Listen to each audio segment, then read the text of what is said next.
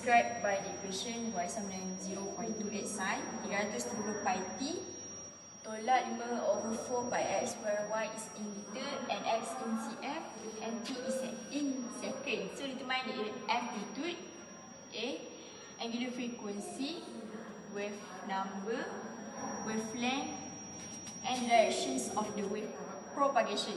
So first kita tahu amplitude dia adalah daripada equation ni lah. Equation ni kan A sin omega t plus minus k xn. So A dia 0.28 meter. Lepas tu dia minta angular frequency. So angular omega dia adalah 330 pi rad s minus 1. And then dia punya k dia, wave number dia adalah 5/4 pi rad. And then dia punya wavelength. So wavelength dia tak ada dalam equation ni. So kita kena cari. So k sama dengan 2 pi over lambda. So lambda sama dengan 2 pi over k. So nanti dia akan dapat lambda sama dengan 2 pi over k kita apa? 5/4 pi kan. So nanti korang akan dapat 1.6 cm. Kenapa cm? Tapi tak boleh cm, korang kena dalam meter. So dia akan jadi 1.6 darab 10 kuasa negatif 2 meter. And then last sekali dia tanya and the directions of the wave propagation. So kalau kita tengok kat sini, equation dia minus kan. So kalau minus dia opposite. So dia akan jadi to the right. To the right. Okay. Next, find the displacements of the particle from equilibrium position at t 17 second and x in 29 cm. So cara nak buat dia, korang substitute je. So y sama dengan 0.28 sin, ambil balik equation atas ni 330 pi, lepas tu t dia dia bagi 17 kan, 17 minus 4/4 pi, x dia adalah 20. I think this one kena tukar. So dia akan jadi, sekejap 0.29. So masuk dalam kereta.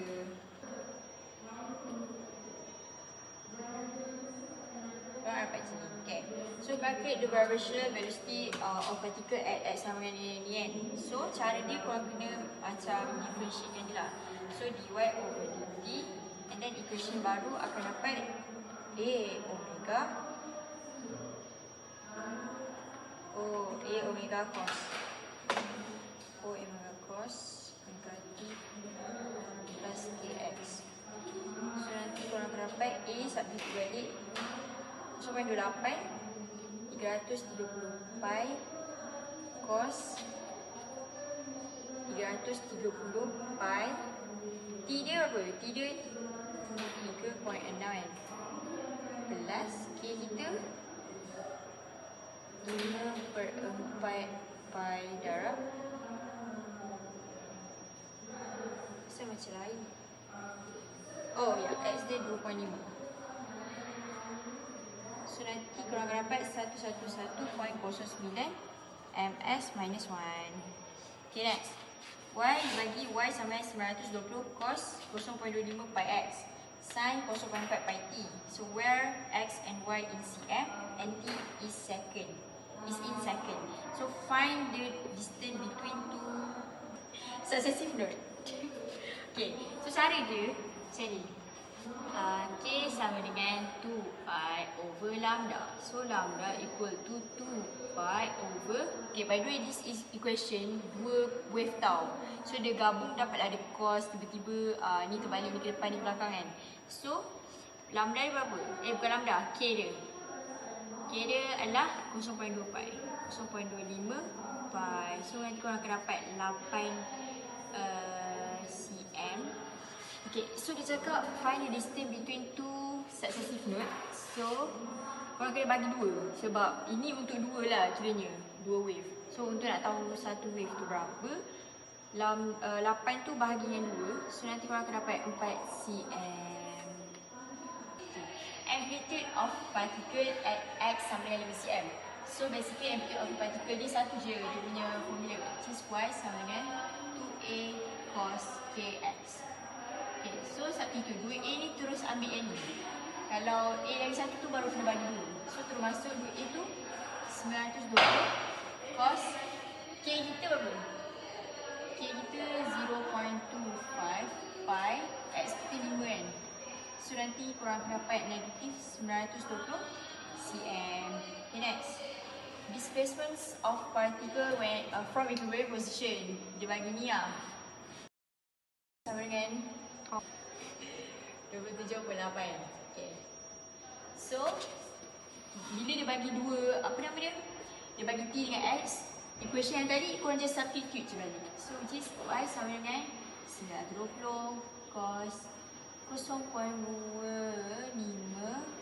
pi 278 sin 0.4 pi t kita 23.6. So y korang akan dapat 892.6 cm. Kenapa cm? Sebab dia beritahu lah cm tu. So next, a string that is exactly 2 meter, which is kita punya length, has 5 gram mass. 5 gram mass ni dia punya m dia lah 15, bukan dalam gram tau, kena tukar dalam SI unit, which is 15 darab 10 kuasa negatif 3 kg. Transverse wave travels along string at 900 ms minus 1. So determine mass per unit length. So mass per unit length adalah mu sama dengan m over length. So mass kita 15 darab 10 kuasa negatif 3 kg over length kita 2 meter. So nanti korang akan dapat 7.5 kg m minus 1. So tensions of the spring. So tension of the spring ni korang boleh guna formula V sama dengan P over mu. So V kita adalah dalam equation tadi dia bagi 60 kan.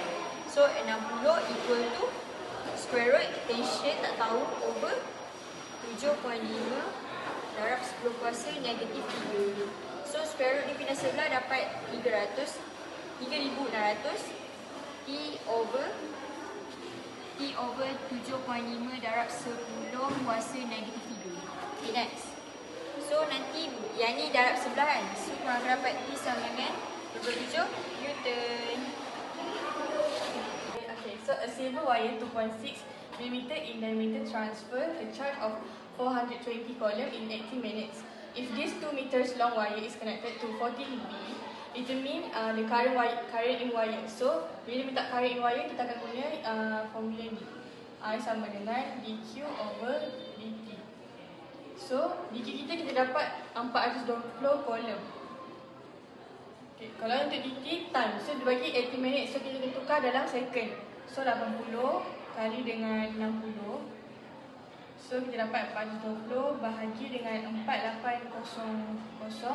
So kita dapat 0.088A. Okay, A Roman 2. So dia minta resistance of wire. So V sama dengan IR. Jadi I kita dapat 0.088. R kita nak cari, kalau V kita bagi 14V. So bila kita kira, so kita dapat 159.09 volt. Okay. So 2A Roman 3 dia minta resistivity of wire. So P sama dengan RA over length. So length kita tahu dia bagi 2 meter, iaitu ni, this one. So kita masukkan 2. Kalau resistance tadi kita dapat ini 0.088. Dan untuk area kita akan cari dulu kat sini. Area sama dengan pi r square. So pi r dia bagi dalam diameter kan 2.6. So kita bahagi 2. 2.6 bahagi 2 kali dengan 10 kuasa negatif 3. Sebab dia milimeter, kita tukar daripada meter.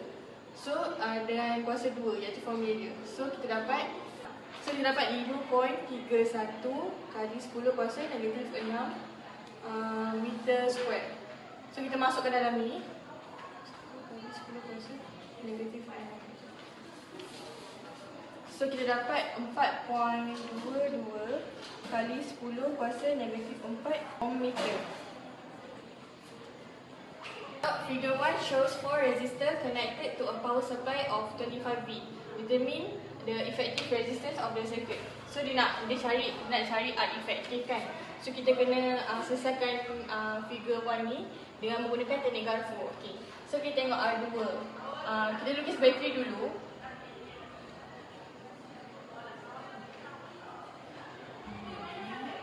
So kita akan tengok dia akan berjumpa dengan R4 dan R3 sebab dia seimbang kan. So R34 dengan R1. So kita akan buat macam ni. R1 dengan R3 dengan R4.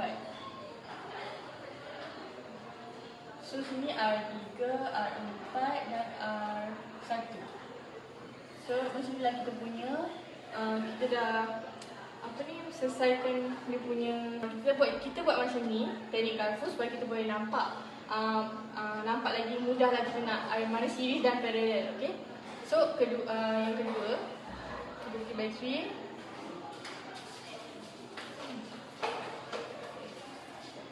So kita nampak R34 series kan. So kita lukis R34 series ni.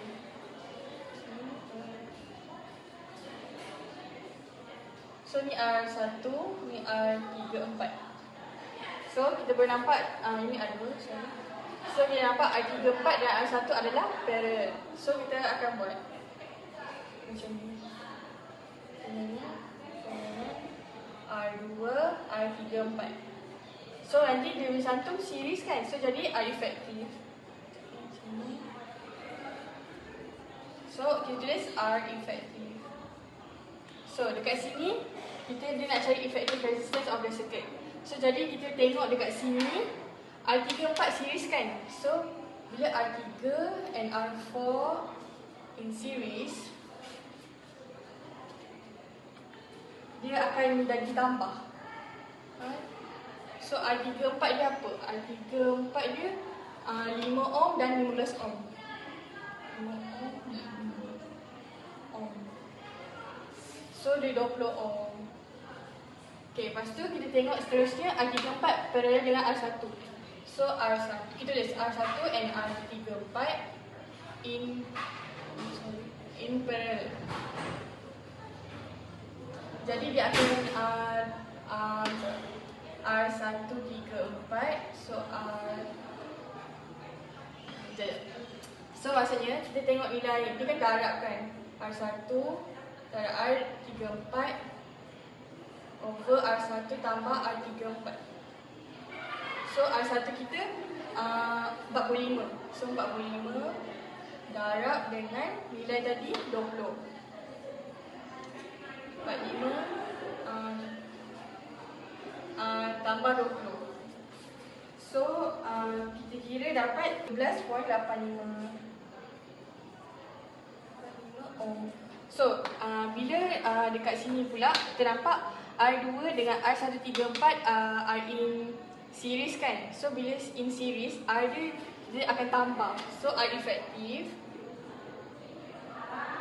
R2 tambah R134. So R2 kita 5 ohm, R2 kita 18 ohm tambah dengan R134 tadi yang ni. So kita dapat 31.85 ohm. Untuk 2B Roman 2 dia minta the emitter reading. So untuk emitter reading kita akan guna persamaan V sama dengan IR. So kita akan tukar jadi I sama dengan I total R effective. So sekarang bila dia minta emitter, maksudnya dia nak I total.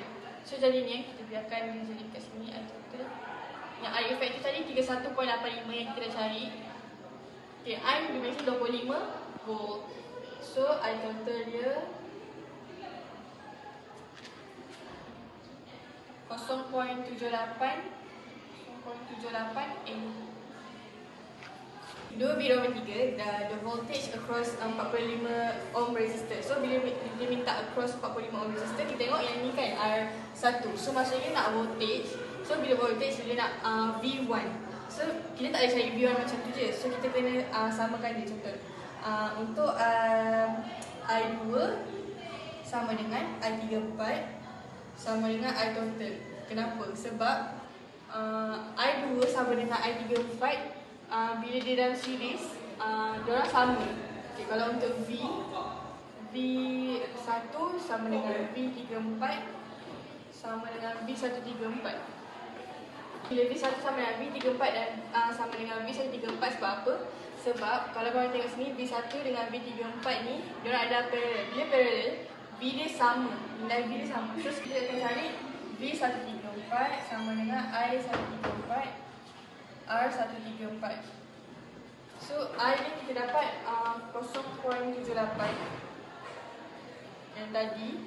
Okey, maksud R134 ni adalah 13.85. So 10.80.